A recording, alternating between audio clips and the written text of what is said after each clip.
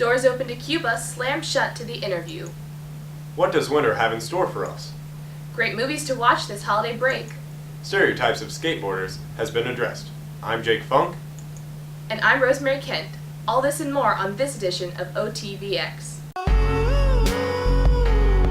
You're watching OTVX. You're watching OTVX. I'm Dallin Hart Jr., and you're watching OTVX.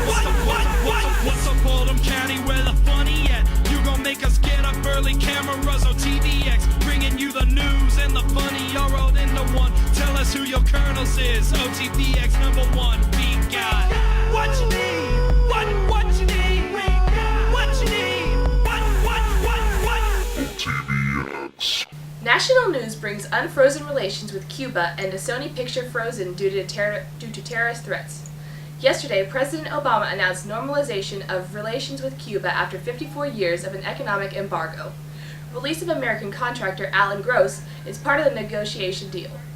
Gross has been held by the Castro regime for 5 years. Obama's decision is being met with resistance by some congressmen and Cuban Americans.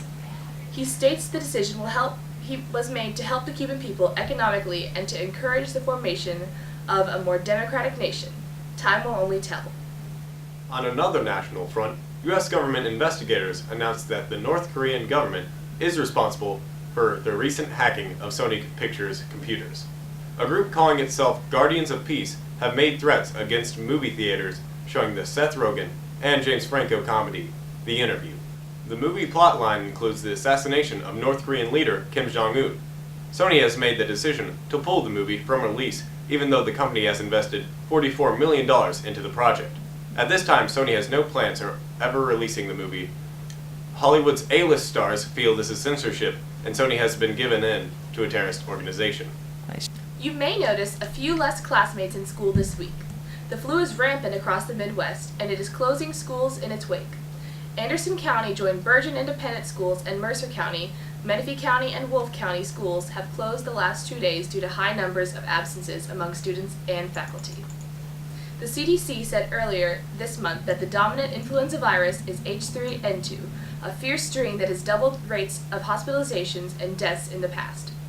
The CDC has also warned doctors that flu shots could be less effective than usual because the virus is now beginning to spread around the country aren't a good match for the ones used in the vaccine. The best prevention is frequent 30 seconds of warm soapy hand washing. Hand sanitizer is not enough to knock out this virus. With students out of the building over the holidays, school staff will be giving the buildings a good sanitizing. This year we had the earliest snow day OCHS has had in decades. Could this be a forewarning to a bad winter? I went out and checked with some local farmers to find out more. The first winter snow day this year was on November 10th, and since then we haven't had another one. This goes against many forecasts by different sources across the country that said we will have had many snow days by now. The Farmer's Almanac is one source of predicting the weather that has an 80% success rate. They use a secret formula created by founder Robert B. Almanac that uses sunspots or magnetic storms on the surface of the sun to predict the upcoming forecast. According to them, the weather will vary across the country, but Kentucky and surrounding states will have a very cold and snowy winter. Some people have their own ways of predicting the weather, like Mr. Husband, teacher of business by day, farmer by night, and early morning. Well, it's kind of hard to have an actual prediction for something that's going to last, several months. But I know with me working outside when I'm not at school, you notice things that nature provides. Give an example, like for this year, me and my dad have noticed that there is a abundance amount of acorns on oak trees, more than usual. We've also noticed that on hedge apple trees, the hedge apples, there's so many of them that it's actually making some of the branches break, which is pretty impressive because a hedge tree is one of the hardest woods. A lot of people, that have fireplaces, they burn hedge because it's hard to break. As far as what we look at, I know every local meteorologist here in Louisville, they give a weather prediction. Wave 3 does, WLKY, WHAS, WDRB, they all predict, and I think it's very important to kind of remember that it is a prediction, and it's spanning over almost 4 months, so a lot can change. My prediction would be, just from what I've seen, that, I don't know about like snow cover and all that kind of stuff, but just kind of what nature has provided it through the summer and in the fall, I would say that it's going to be pretty cold, probably January and February. Other superstitions of weather predicting include the woolly worm. The more black fur on their backs, the harsher the winter. Red sky at night, sailors delight. Red sky in morning, sailors take warning. A short-term forecast for the next day's events. The more technical way of predicting weather goes into the profession of being a meteorologist. They look at past year's weather patterns and see if those patterns arise again, then make predictions based off of the past. They use tools like barometers, thermometers, and altimeters. According to the local weather forecasters, we only have a 30% chance for a white Christmas. But remember, weather forecasters are often wrong on their predictions. Rudolph the red-nosed reindeer had a very shiny nose. And if you ever saw it, you would even say it glowed. Like a light bulb! All of the other reindeer used to laugh and call him names. Like Fudge Face. They never let poor Rudolph join in any reindeer games. Like Monopoly. Then one foggy Christmas Eve, Santa came to say, Ho, ho, ho. Rudolph, with your nose so bright, won't you guide my sleigh tonight? And now the reindeer loved him, and they shouted out with glee. Yippee! Rudolph the red-nosed reindeer, you'll go down in history. You'll go down in history.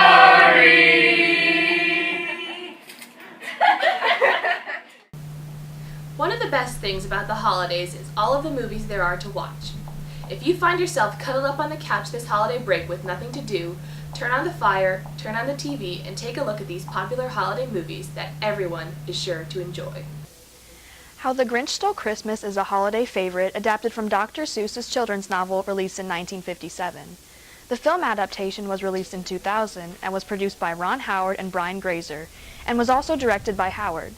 This popular film stars Jim Carrey as the notorious Grinch who plots to steal the spirit of Christmas from the Who's of Whoville, the people in the neighboring city where he grew up before fleeing into isolation. As he is plotting his Christmas fiasco, he meets a 6-year-old girl named Cindy Lou, starring Taylor Momsen, who makes him give Christmas and the Who's a second look. The film is the second highest grossing holiday film of all time and was the #1 film in the U.S. for 4 consecutive weeks. The film uses brilliant makeup techniques and costume design, even winning an Academy Award for Best Makeup in a Film that year. The Grinch was also nominated for 2 other Academy Awards. The amazing visuals, impeccable acting jobs, and warm message puts The Grinch as one of my top favorite Christmas films of all time. I must stop this Christmas from coming. From Universal Pictures. What would I wear? And Imagine Entertainment. Forgot about the reindeer. Action! Brilliant! Mr. Grinch, I myself am having some Yuletide doubts. Don't care. Maybe if you can reunite with the Who's and be a part of Christmas. Maybe if you can reunite with the Who's and be a part of Christmas. Grow up! If you think you know the whole story. What if it's all just a misunderstanding? This could change my entire outlook on life. Really? No. The Polar Express is an animated Christmas movie directed, produced, and written by Robert Zemeckis, based on the Chris Van Allsburg book of the same name. This film was released in 2004 and has been a favorite over the last decade of Christmases ever since then. The leads are actors and actresses including Daryl Sabara, Nona Gay, Jimmy Bennett, Eddie Deason, and Tom Hanks. The Polar Express centers around an unforgettable Christmas night in which a young boy named Billy boards a mysterious and magical train that carries him off to the North Pole, while encountering many adventures along the way. The film has many prominent themes, including the importance of friendship and hope, and also touches on the beautiful innocence that children have. Because of its stunning animations and well-rounded storyline, The Polar Express is a must-watch movie for the family.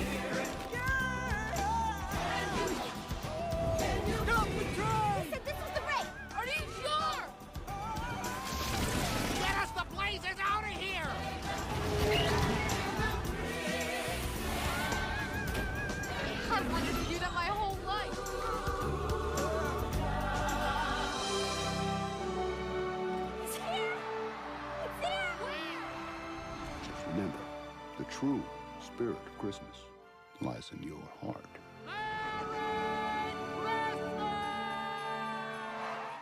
AP World History teacher Mr. Wilson doesn't just teach world history, he also teaches the criminal law and justice class from a perspective of a police officer. I can relay a few personal anecdotes to the students and let them know what it is like to be a policeman, what it's like to encounter hardened criminals, what it's like to engage with the general public, most of them decent, kind, hardworking taxpayers, and to try to give them a true perspective of what it's like from the law enforcement point of view. I took this class because I really want to be a police officer when I get older, and I really wanted to learn about what causes criminals to tick and what causes them to perform the actions that they do. They'll learn everything from the basics of how the legal system works in the United States, to their constitutional rights, to how interactions with the legal system work personally. One thing I probably learned in this class that was really interesting would have to be just the amount of the different types of crimes and ladders and intensities of it. It'll blow your mind. They will also learn, for example, right now we're doing a lesson on serial killers and mass murderers. So they learn about kind of the stranger things in the criminal world. I thought it was really interesting learning about all the serial killers, and not just because of what they did, but what was wrong with their brain and why they committed the things they did. And you would hear about their names all the time, this and on the news and all that kind of stuff, but actually learning about the process they used and how they did everything they did was pretty interesting to learn. More importantly, though, they will learn how the legal system works, so that they'll be conscious of what exists in the real world in case they ever encounter the legal system. No, I really enjoyed teaching this course. I hope the students enjoy taking it, and I hope they'll take away some positive things from it. Abby Hester, OTVX. When we think about skateboarders, certain characteristics come to mind. It's a stereotype that has been around for a long time. Trevor St. Clair addresses this stereotype and describes that there's more than meets the eye when it comes to people who skate. Skateboarding has never been as popular as it is today. To the majority of society, individual skateboarders are commonly viewed as juvenile delinquents who deserve jail time. Here's what local skateboarder Josh Bancroft had to say about the stereotypes of skateboarding. What is a stereotypical skateboarder? A Satan-worshipping, drug-abusing, alcohol-ingesting, marijuana-consuming, peace-disturbing individual. I asked a few others why they think skateboarders have been mistreated. Why do skateboarders have such a bad name? Because some skateboarders spray paint and do drugs and are just bad kids. But some skateboarders are just good kids and want to skate for the fun of it. And then everyone looks at us like we're all the bad kids. I don't know. Skateboarding's always kind of had a negative connotation, and I don't know. It's good because it's not that bad really, because it unifies people. We help each other, motivate each other, you know. And it's just everybody supports each other, and it's not every skater does drugs. It's anybody could, nerds could, anybody. How do people treat skateboarders? They stereotype us to be really bad people and call the cops on us when we're just trying to have fun. It's not what skateboarding is about. What the world needs to understand is that not all skateboarders are hoodlums. No spray, can I go get it? I don't know, man. I skate for the fun. It's a place to get away from anything that's bothering you. A place to be at home. I don't know. It's fun, man. But just as any sport, there are a few downsides to skating. What's one bad thing about skating? Falling. Although the risk for injuries is an evident factor in our decision to skate, the overall gain from landing our trick is what keeps us going out each and every day. From cheering on our friends to celebrating the new make, Skateboarding is unlike any other sport. There are no rules, no time limits, no teams, and no coaches. It's just us and our skateboard. How much does skating mean to you? A lot. A lot! You better watch out. You better not cry. You better not pout. I'm telling you why. Santa Claus is coming to town. He's making a list. He's checking it twice. He's gonna find out who's naughty or nice. Santa Claus is coming to town. He sees you when you're sleeping. He knows when you're awake. He knows if you've been bad or good. So be good for goodness sake. Oh, you better watch out. You better not cry. You better not pout, I'm telling you why. Santa Claus is coming to town. Happy holidays, OC. That wraps up our final show of 2014.